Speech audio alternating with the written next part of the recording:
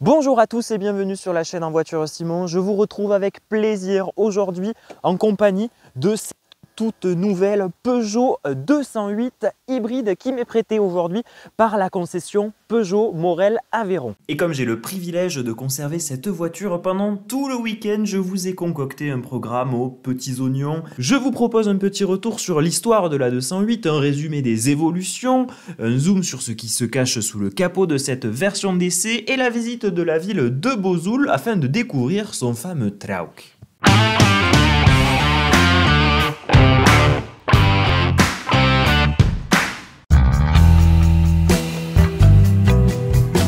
La belle endormie vient de passer la nuit dans mon garage et nous allons donc maintenant nous diriger vers Bozoul. Mais le temps de la sortir de là, on va revenir rapidement sur l'histoire de ce modèle, maintenant icône de la marque Peugeot. Lancée en 2012, la 208 s'est tout de suite imposée sur le marché comme étant une citadine polyvalente et fiable. Véritable best-seller, elle a pratiquement été déclinée en toutes les versions possibles et imaginables. La première génération était proposée à la fois en version 3 portes et 5 portes, avec une motorisation essence et diesel, et de 2012 à 2019, il y avait aussi une version sportive.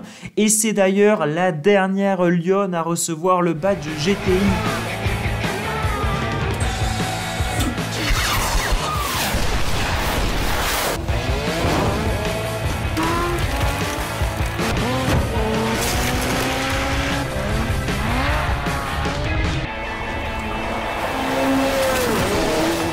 En 2019, la seconde génération de 208 est arrivée sur le marché. Elle reprend la face de la 508 avec la fameuse dent de sabre qui lui va si bien. Cette nouvelle génération est plus contemporaine et voit sa motorisation s'agrandir avec l'arrivée de l'électrique. Le succès est toujours au rendez-vous et la 208 est même élue meilleure voiture de l'année 2020. Avec la suppression du catalogue de la Peugeot 108 l'année suivante, la 208 devient alors la plus petite voiture de la gamme Peugeot. Alors aujourd'hui, la saga 208 continue avec l'arrivée sur le marché de cette nouvelle génération. Il y a l'arrivée d'une nouvelle motorisation, la motorisation hybride, et ça tombe bien parce que cet exemplaire en est équipé. Alors ça va être l'occasion pour moi de revenir sur ce qu'est la motorisation hybride, puisque c'est une technologie qui n'est pas forcément récente, mais c'est une technologie que l'on ne connaît pas forcément très bien. L'hybride, qu'est-ce que c'est? Eh bien c'est tout simplement le cas de figure dans lequel un véhicule est équipé de deux moteurs différents qui fonctionnent avec deux énergies différentes. Dans notre cas, on a un moteur essence couplé à un moteur électrique.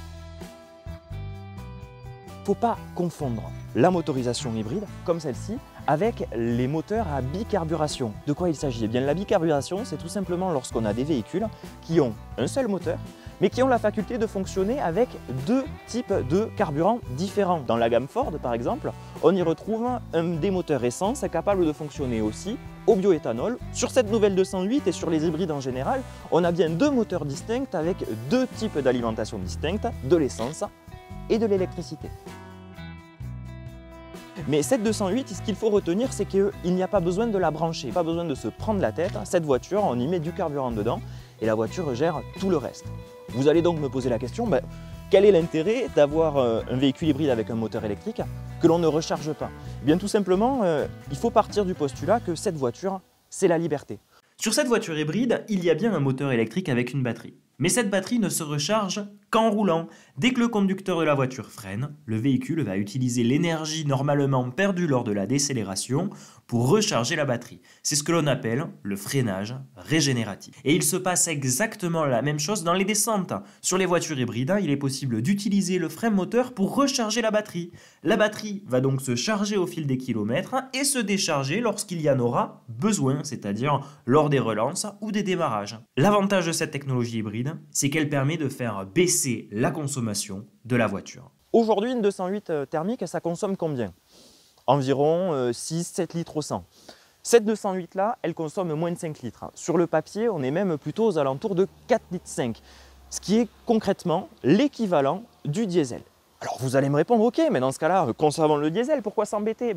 Tout simplement parce que l'hybridation a un deuxième atout dans sa manche, ça permet de faire réduire les émissions de gaz à effet de serre, de CO2, de particules fines, etc. Concrètement, cette voiture, elle pollue moins qu'un diesel et donc elle est aujourd'hui critère 1. Et dans quelques années, nos diesels, on le sait, alors qu'on soit d'accord ou pas, ça sera comme ça, les diesels seront bannis de nos centres-villes. Alors que ces véhicules hybrides, ils ont encore, à mon avis, un bel avenir devant eux.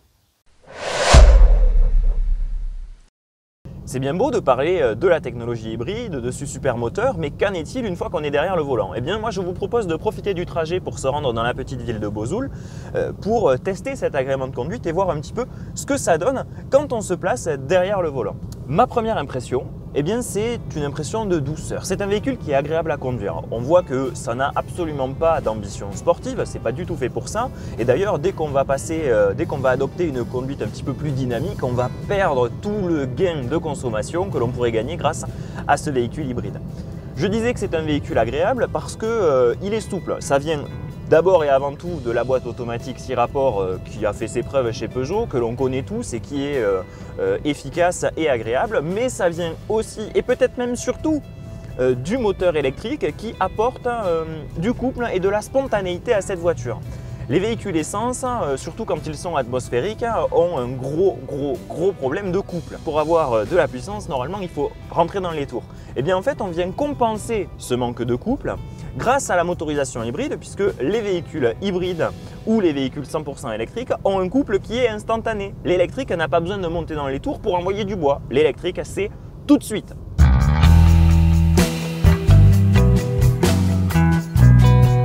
La deuxième chose que je constate lorsque je me place derrière le volant de cette nouvelle 208, c'est sa capacité à s'adapter à toutes les situations.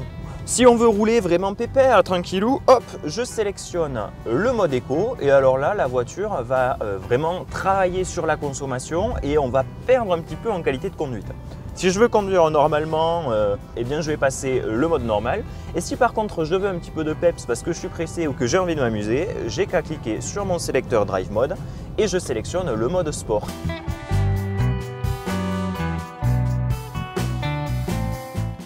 Nous sommes pratiquement arrivés à Bozoul et vous allez voir que je n'ai pas choisi cette ville par hasard. Ça va être l'occasion d'en découvrir un petit peu plus sur cette destination, mais également de parler du look extérieur de cette nouvelle 208 et nous profiterons du trajet retour pour parler des aménagements qui ont été faits à l'intérieur de cette nouvelle 208. Nous voici donc enfin arrivés à Bozoul et je vous avoue qu'il fait extrêmement froid. Il a neigé la nuit dernière et les conditions de tournage ne sont pas parfaites. Mais c'est pas grave parce que cette ville, elle est exceptionnelle. Lorsqu'on y rentre, on ne se rend pas forcément compte que l'on va tomber sur une véritable pépite. Et pourtant, lorsqu'on arrive en centre-ville, on tombe sur un énorme canyon, le Trauk de Bozoul. Le canyon de Bozoul est une extraordinaire curiosité géologique aux dimensions impressionnantes. 400 mètres de diamètre, 100 mètres de profondeur. Ce site géologique unique, dit Trou de Bozoul, est un cirque naturel, un canyon en forme de fer à cheval creusé dans le calcaire du Causse Comtal. Ce méandre encaissé est le fruit de l'action érosive des eaux et des étapes d'encaissement des cours d'eau. Tout modeste qu'il soit maintenant, c'est le Dourdou qui, durant des millénaires, a façonné cette étonnante curiosité naturelle. Classé espace naturel sensible, le canyon abrite des habitats naturels, une faune et une flore remarquables. La configuration géographique du village de Bozoul en fait de tout temps une incomparable position de défense.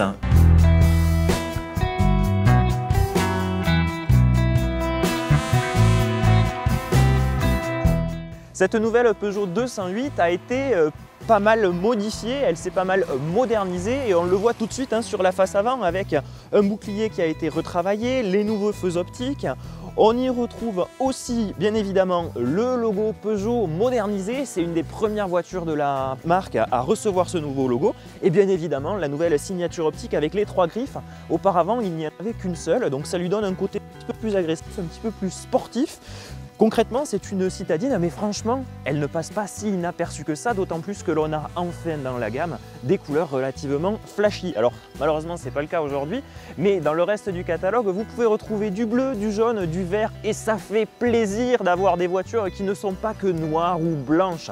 Franchement, cette voiture, pour l'instant, elle me séduit. L'arrière de cette nouvelle 208 évolue également, bien que cela soit tout en finesse. Nous pourrons noter par exemple le passage des feux de la position verticale à horizontale et le grossissement de la marque Peugeot qui est maintenant nettement plus visible.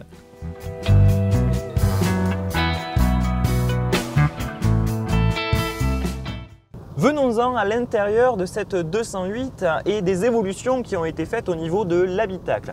Il ne s'agit pas d'une révolution, mais d'une petite évolution par rapport à la phase précédente. Et si vous voulez en découvrir plus sur la deuxième génération de 208 phase 1, eh bien je vous renvoie à la première vidéo YouTube que j'ai sortie sur la chaîne En Voiture Simon, qui était un comparatif entre la Clio 5 et la 208. Pour en revenir à cette phase 2, car c'est celle-ci qui nous intéresse aujourd'hui, eh bien je dirais que la recette du succès de Peugeot n'a pas été changée car on retrouve les éléments principaux. Le petit volant de Peugeot qui est très agréable au quotidien pour les manœuvres et compagnie. On a également l'iCockpit qui est disponible en version 3D sur les finitions haut de gamme.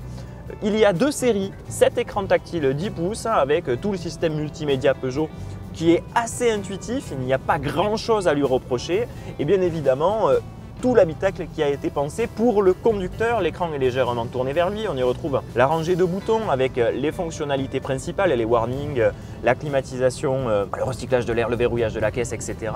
Et chose que je me dois de souligner, il y a quand même du rangement dans cette voiture. Il y a un petit placard juste en dessous de la bande de boutons qui permet de poser un smartphone et il y a d'ailleurs en option un chargeur à induction, ce qui est plutôt pratique de pouvoir charger sans fil. On retrouve également un petit vide-poche juste sous ce petit placard qui nous permet de poser la clé, notamment sur ces nouvelles générations de 208. On a des clés sans fil, sans contact, on n'a pas besoin d'insérer la clé dans le tableau de bord. C'est pratique, ça facilite l'utilisation quotidienne et il n'y a pas grand-chose à dire à ce niveau-là.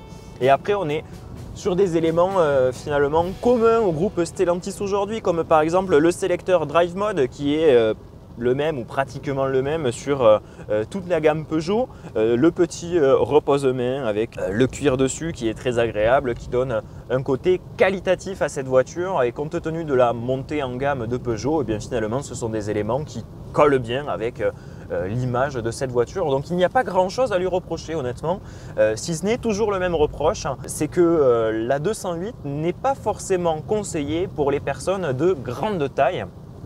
C'est un habitacle qui est un petit peu à l'étroit et quand on fait plus d'1,90 m, ça peut devenir compliqué. Alors par chance, ce n'est pas mon cas, je ne suis pas particulièrement grand et du coup je suis plutôt à l'aise dans cette voiture avec son pare-brise incliné, avec ce petit volant qui est relativement proche de moi. Ce sont des éléments qui rendent cette voiture agréable à conduire au quotidien et c'est peut-être ça qu'on attend d'une citadine aujourd'hui.